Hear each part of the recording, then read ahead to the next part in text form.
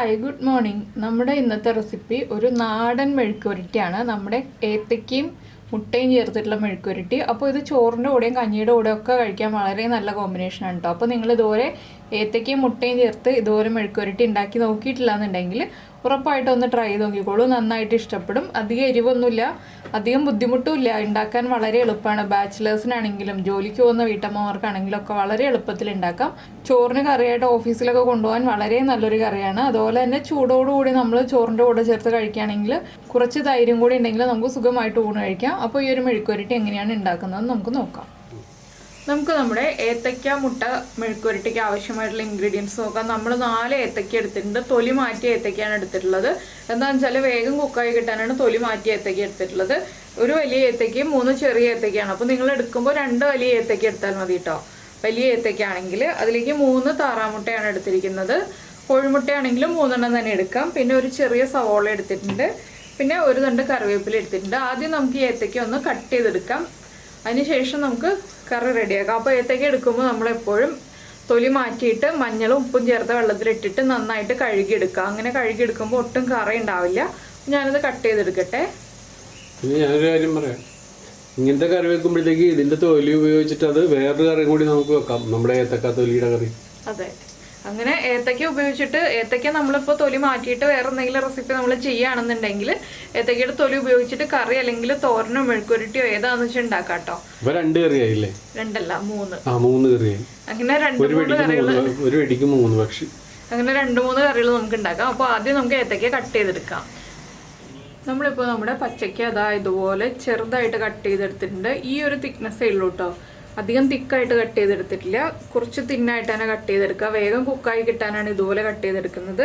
അതുപോലെ സവോള ഒന്ന് നീളത്തിൽ കട്ട് ചെയ്തിട്ട് കുറുകെ കട്ട് ചെയ്ത് തിന്നായിട്ട് കട്ട് ചെയ്തെടുത്തിട്ടുണ്ട്. ഇനി നമുക്ക് നമ്മുടെ മെഴുക്കുവരട്ടി റെഡിയാക്കി എടുക്കാം.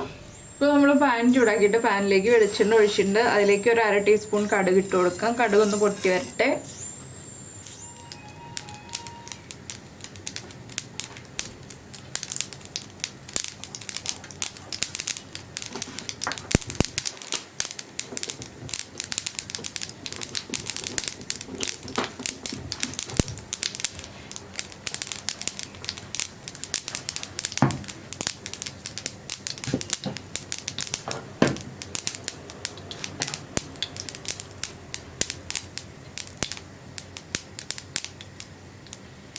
നമ്മുടെ കടുക് പൊട്ടി കഴിയുന്നുണ്ട്. നമുക്കിതിലേക്ക് കുറച്ച് കറിവേപ്പിലയും അതുപോലെ തന്നെ നമ്മൾ മുറിച്ച് വെച്ചിരിക്കുന്ന സവോളയും ചേർക്കാം.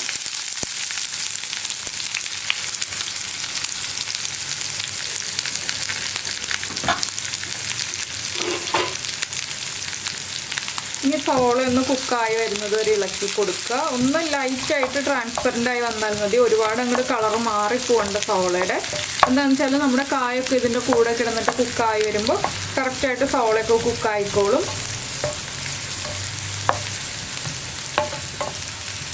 ഒരു 2 മിനിറ്റ് ഒന്ന് സവോള ഇളക്കി കൊടുക്കുക. അതിനുശേഷം നമുക്ക് ബാക്കിയുള്ള ഇൻഗ്രീഡിയൻസ് ആഡ് ചെയ്യാം. അപ്പോൾ നമ്മുടെ സവോള ഒന്ന് ട്രാൻസ്പെറൻ്റ് ആയി വന്നിട്ടുണ്ട്. നമുക്കിതിലേക്ക് ഒരു 1/2 ടീസ്പൂൺ മഞ്ഞൾപ്പൊടി ചേർക്കാം. അതുപോലെ തന്നെ നിങ്ങൾക്ക് എരിവുള്ള മുളക് പൊടിയാണെങ്കിൽ 1/4 ടീസ്പൂൺ ചേർക്കാം. ഞാനിപ്പോൾ ചില്ലി ഫ്ലേക്സ് ആണ് ചേർക്കുന്നത്, അതുകൊണ്ട് 2 ടീസ്പൂൺ ചേർക്കുന്നുണ്ട്. നമ്മുടെ മുട്ടയ്ക്കും കൂടി ആവശ്യമായിട്ടുള്ള എരിവ് നമ്മൾ ചേർത്ത് കൊടുക്കണം. ഇതെല്ലാം ചേർത്ത് നന്നായിട്ടൊന്ന് മിക്സ് ചെയ്യുക.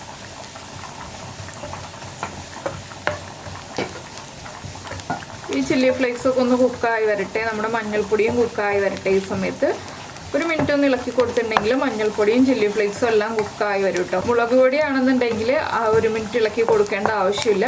ആദ്യം മഞ്ഞൾപ്പൊടി ചേർത്തൊന്ന് ഇളക്കി കഴിഞ്ഞിട്ട് നമുക്കൊരു 1/2 മിനിറ്റ് കഴിയുമ്പോൾ നമ്മുടെ എരിവുള്ള മുളക് പൊടി ചേർത്ത് ഇളക്കി കൊടുക്കാം. കാശ്മീരി ചില്ലി പൗഡർ ആണെങ്കിൽ 2 ടീസ്പൂൺ തന്നെ ചേർത്തോളൂ. കളർ മാത്രമേ ഉണ്ടാവുള്ളൂ, എരിവ് അധികം ഉണ്ടാവില്ല. ഇനി നമുക്കിതിലേക്ക് നമ്മുടെ കായ് ചേർക്കാം, കട്ട് ചെയ്ത് വെച്ചിരിക്കുന്നത്. വെള്ളത്തിൽ നിന്ന് നമ്മൾ കായ് നേരെ ഇതിലേക്ക് ഇട്ട് കൊടുക്കാം കേട്ടോ, പാനിലേക്ക്. എന്താണെന്ന് വെച്ചിട്ടുണ്ടെങ്കിൽ വെള്ളത്തിൽ നിന്ന് മാറ്റി വെച്ചിട്ടുണ്ടെങ്കിൽ കായുടെ കളർ മാറിപ്പോവും.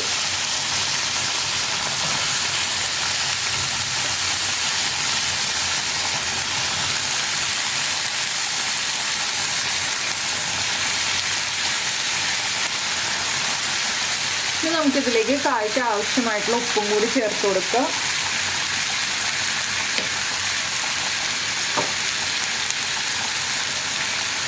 കായും മുട്ടയും എല്ലാം ഒരുമിച്ച് ചേർക്കുമ്പോൾ ആവശ്യമായിട്ടുള്ള ഉപ്പ് ചേർത്ത് കൊടുക്കുക. അതുപോലെ തന്നെ ഒരു തണ്ട് കറിവേപ്പിലയും ചേർക്കുക. ഇനി നമുക്കിതെല്ലാം ചേർത്ത് നന്നായിട്ടൊന്ന് ഇളക്കി മിക്സ് ചെയ്യാം. ഞാനിപ്പോൾ ചെറിയ ബർണറിൽ ഹൈ ഫ്ലെയിമിലാണ് വെച്ചിരിക്കുന്നത്.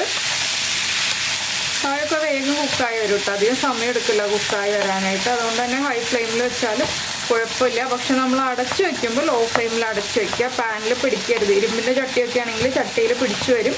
അപ്പോൾ അതുകൊണ്ട് നമ്മൾ നോൺ സ്റ്റിക്ക് പാനിലാണെങ്കിൽ ഫ്ലെയിം കൂട്ടി വെച്ചാലും കുഴപ്പമില്ല. ഇരുമ്പിൻ്റെ ചീനച്ചട്ടിയൊക്കെ ആണെങ്കിൽ ഫ്ലെയിം കുറച്ച് തന്നെ വയ്ക്കുക. അപ്പോൾ നമ്മുടെ കായിലേക്ക് നന്നായിട്ട് മുളകൊക്കെ മിക്സായി വന്നിട്ടുണ്ട്. നമുക്കിനി ഇത് അടച്ചു വയ്ക്കാം. അപ്പോൾ നമ്മുടെ കായിലേക്ക് നന്നായിട്ട് മുളകൊക്കെ മിക്സായി വന്നിട്ടുണ്ട്. നമുക്കിനി ഇത് അടച്ചു വയ്ക്കാം. അടച്ചു വെച്ചിട്ട് ഒരു 5 മിനിറ്റ് കുക്ക് ചെയ്യാം. ഇടയ്ക്കൊന്ന് ഇളക്കി കൊടുക്കണം. ഇപ്പോൾ നമ്മൾ നമ്മുടെ കായ അടച്ചു വെച്ചിട്ട് ഒരു 2 മിനിറ്റ് ആയി. ഞാനൊന്ന് ഇളക്കി കൊടുക്കാൻ പോവുകയാണ്.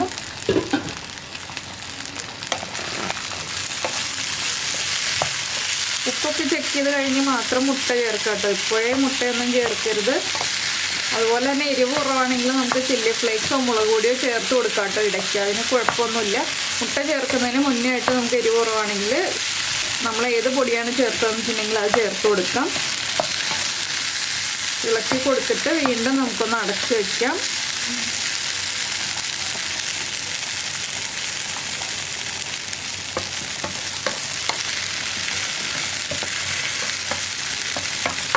വീണ്ടും കുക്കായി വരട്ടെ. ഇടയ്ക്കിടയ്ക്ക് ഇളക്കി ഒന്ന് മറിച്ചു കൊടുക്കണം, എല്ലാ ഭാഗവും ഒരുപോലെ കുക്കായി വരാനായിട്ട്. ഇപ്പോൾ നമ്മുടെ കായ നന്നായിട്ട് കുക്കായിട്ടുണ്ട്. നമുക്ക് ഇതിൻ്റെ സൈഡിലൊരു സ്പേസ് ഉണ്ടാക്കിയിട്ട് ഇവിടെ നമുക്ക് കുറച്ച് വെളിച്ചെണ്ണ ഒഴിച്ചു കൊടുക്കാം. സൈഡിലോ നടുഭാഗത്തോ നിങ്ങൾക്ക് ഇഷ്ടമുള്ള സൈഡിൽ നിങ്ങൾക്ക് ഇഷ്ടമുള്ള പോലെ സ്പേസ് ഉണ്ടാക്കാം. അതിനുശേഷം നമ്മൾ വെളിച്ചെണ്ണ ഒഴിച്ചു കൊടുക്കണം കുറച്ച്.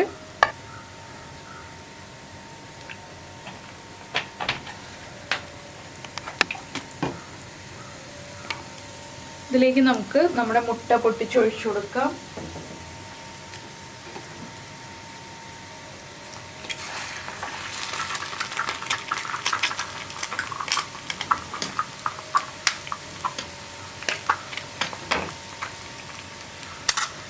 നിങ്ങൾക്ക് 2 or 3 മുട്ട യൂസ് ചെയ്യാം കേട്ടോ, ഞാൻ പറഞ്ഞതുപോലെ. അല്ലെങ്കിൽ കോഴിമുട്ട യൂസ് ചെയ്യാം. ഏത് മുട്ടയായാലും കുഴപ്പമൊന്നുമില്ല.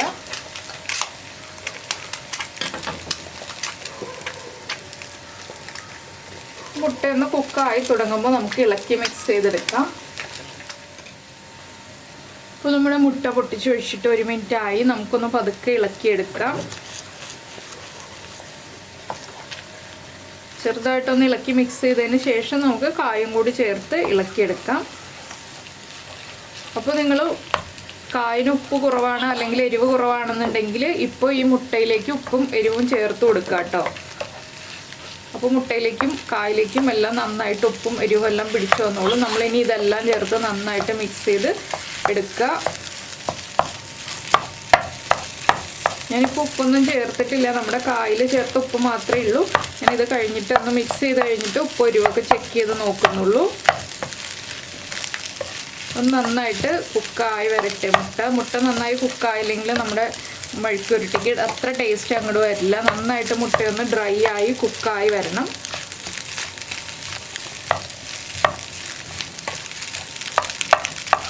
നമ്മളപ്പോൾ ഉപ്പൊക്കെ ചെക്ക് ചെയ്യുമ്പോൾ ഒരു പീസ് മുട്ടയും കൂടി എടുത്ത് കഴിച്ച് നോക്കാം കേട്ടോ. മുട്ടയും കായും കൂടി ഒരുമിച്ച് ചേർത്ത് കഴിച്ച് നോക്കാം ഉപ്പ് എരിവൊക്കെ ചെക്ക് ചെയ്യുമ്പോൾ. എരിവ് ആവശ്യത്തിനുണ്ടാവും. ഉപ്പാണെങ്കിൽ കുറവുണ്ടാവുള്ളൂ. നമുക്ക് കുറച്ച് ഉപ്പ് ചിലപ്പോൾ ചേർക്കേണ്ടി വരും.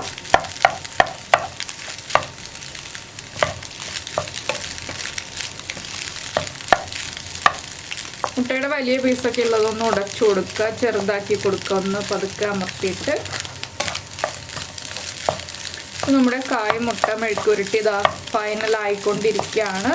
ഇത്രയേ ഉള്ളൂ. വളരെ ഈസി ആയിട്ടുള്ളൊരു മെഴുക്കുരുട്ടിയാണ്. നമ്മുടെ കയ്യിൽ കായും മുട്ടയൊക്കെ വീട്ടിലുണ്ടെന്നുണ്ടെങ്കിൽ എളുപ്പത്തിൽ ഉണ്ടാക്കാം. അപ്പോൾ നിങ്ങൾ ഈ ഒരു റെസിപ്പി ഉണ്ടാക്കി നോക്കിയിട്ട് ചോറിൻ്റെ കൂടെയും കഞ്ഞിയുടെ കൂടെ ഒക്കെ ഒന്ന് കഴിച്ച് നോക്കുക. ഏതിൻ്റെ കൂടെയാണ് കൂടുതലായിട്ട് ഇഷ്ടമായതെന്നുള്ളത് നമ്മുടെ വീഡിയോയുടെ താഴെ കമൻറ്റ് ചെയ്യുക.